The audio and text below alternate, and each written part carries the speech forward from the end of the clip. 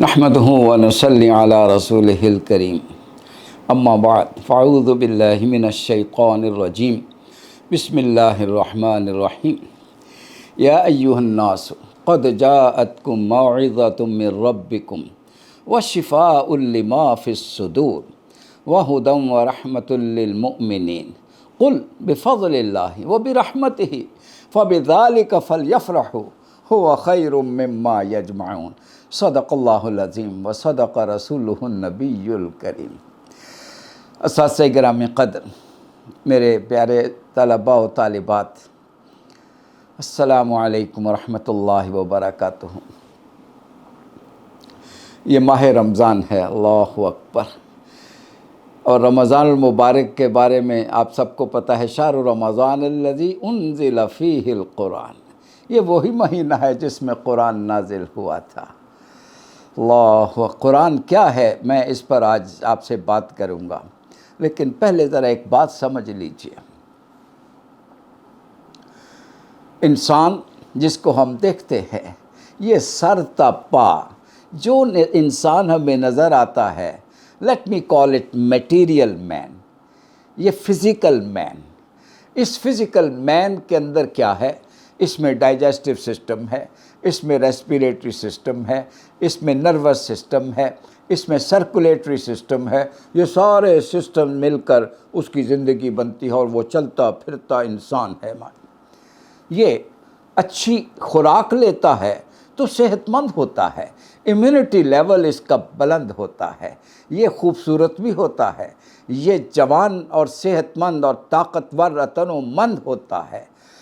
یہ کبھی بیمار بھی ہو جاتا ہے، اور بیمار ہو تو پھر اس کی مرض کی تشخیص ہوتی ہے، پھر اس کے لیے کوئی میڈیسن تجویز ہوتی ہے، ڈاکٹرز ہیں، ہاسپٹلز ہیں، میڈیکل سٹورز ہیں۔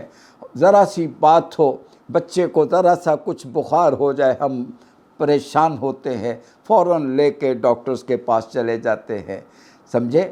تو یہ میٹیریل مین، سمجھے؟ ابھی دیکھ لیجئے، یہ پچھلے 2 سال سے جب سے یہ کرونا وائرس نے دنیا میں تباہی مچائی ہے، کس طرح سے 2 سال انسانیت تڑپتی رہی ہے، بالآخر ویکسین تیار ہوئی ہے، اور اب انسانیت کو کچھ سکون ملا ہے جب سے یہ ویکسین لگنا شروع ہوئی ہے۔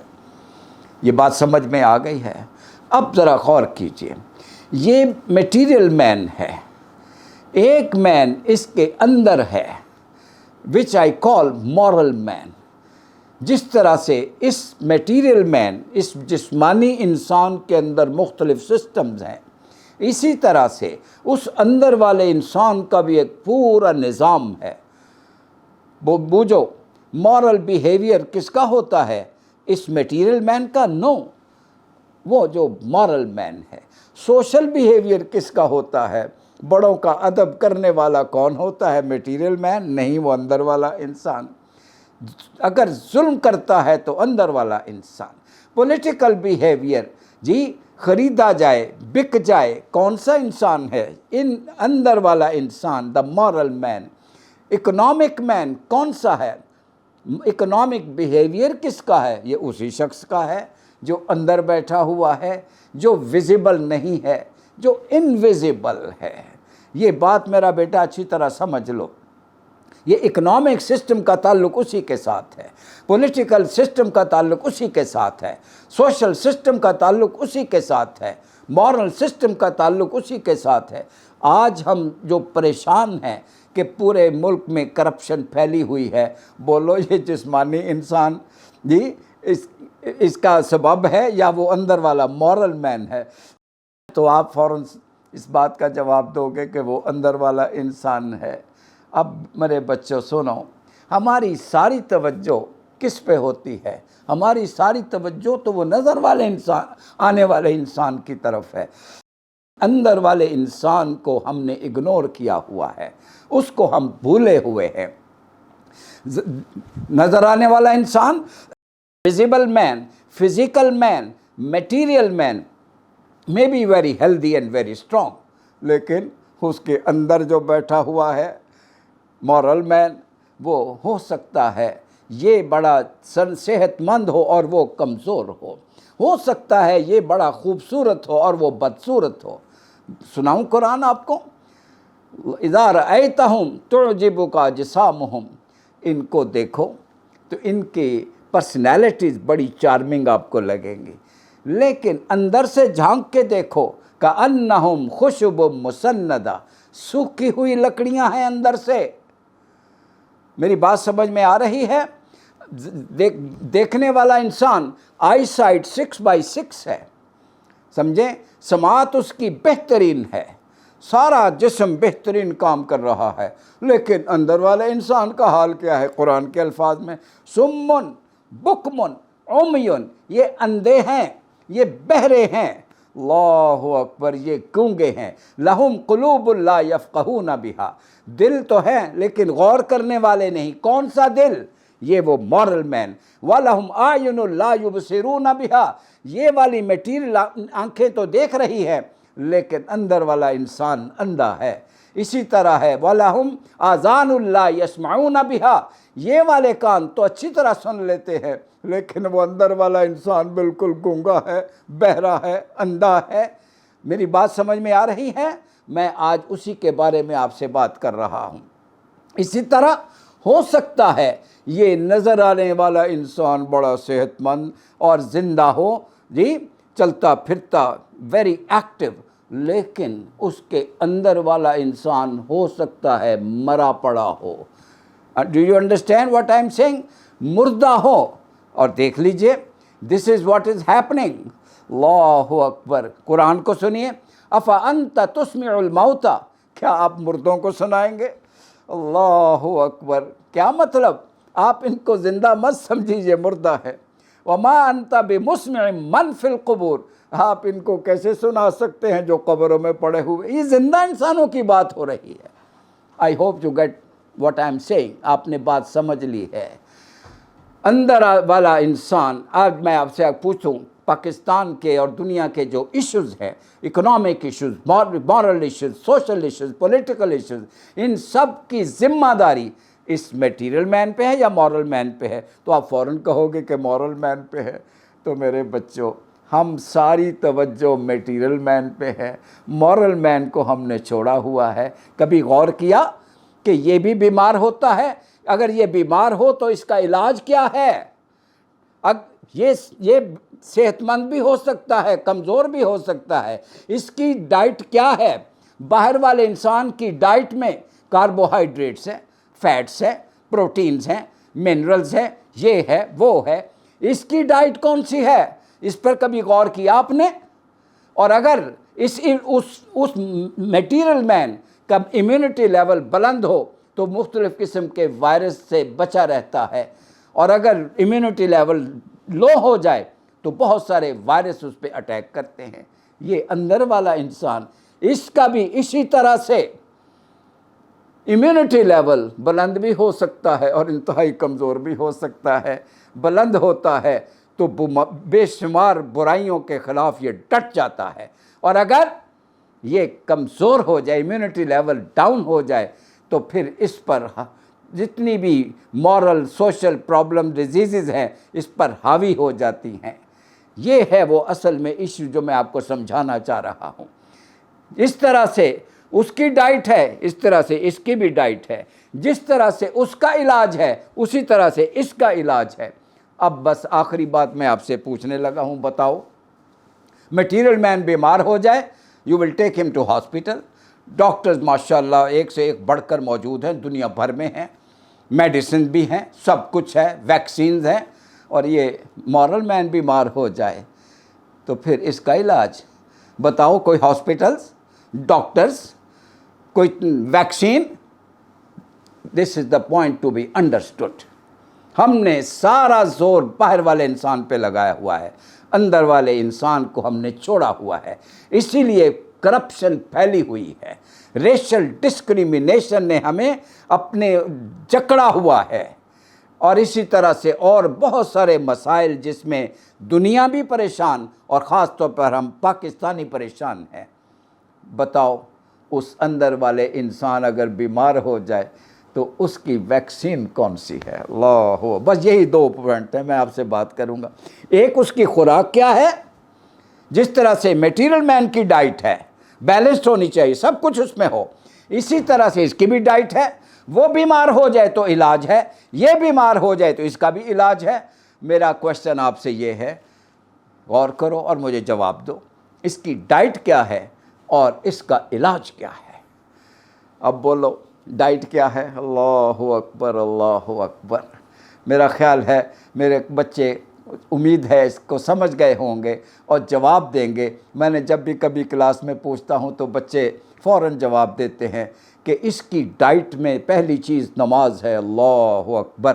ان الصلاۃ تنہی عن الفحشاء والمنکر، وہ نماز جو روحانی طور پر بندے کو رب کے ساتھ جوڑتی ہے، پیار اور محبت کا تعلق قائم ہوتا ہے، اور اس کے اندر تقوی اور روحانی طاقت اور مورل سٹرنگتھ پیدا ہوتی ہے۔ قرآن کے الفاظ ہے، برائیوں کے خلاف امیونٹی لیول بلندیوں پہ جاتا ہے، پھر اسے کسی کی انسپیکشن کی ضرورت نہیں ہے، کوئی دیکھ نہ رہا ہو، وہ اللہ سے ڈرتے ہوئے ہر برائی سے بچتا رہتا ہے۔ نماز صرف فزیکل ایکسرسائز نہیں، it's a moral and spiritual exercise, جو انفارچونیٹلی اقبال کے الفاظ میں رہ گئی رسم اذاں روح بلالی نہ رہی۔ ہماری نمازیں صرف جسمانی نمازیں ہیں، آئی ایم سوری ٹو سے، اس کی جو اصل اثر ہے وہ نظر نہیں آتا۔ کیوں نظر نہیں آتا؟ نماز کو اس انداز میں ہم ادا ہی نہیں کر رہے۔ تو ایک تو یہ، دوسرا آج یہ ماہ مبارک ہے، بتاؤ اس کی خوراک کا کیا انتظام ہے؟ میں آیت پڑھتا ہوں، جواب آپ دے دو۔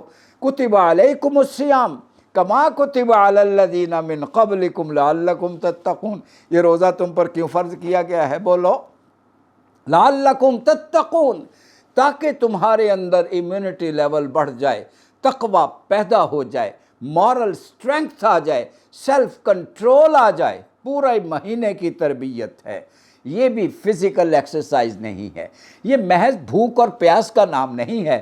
اس لیے تو حضور نے فرمایا، کم من صائم، کتنے ہی روزہ دار ہیں جن کو سوائے بھوک اور پیاس کے کچھ حاصل نہیں ہوتا، وہ کم من قائم، کتنے ہی رات کو قیام کرنے والے ہیں کہ ان کو اپنے قیام سے سوائے جگرتے کہ کچھ حاصل نہیں ہوتا۔